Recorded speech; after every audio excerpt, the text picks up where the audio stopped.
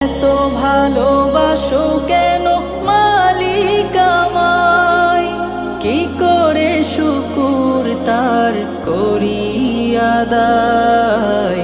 এত ভালোবাসো কেন মালিক আমায়, এত ভালোবাসো কেন মালিক আমায়।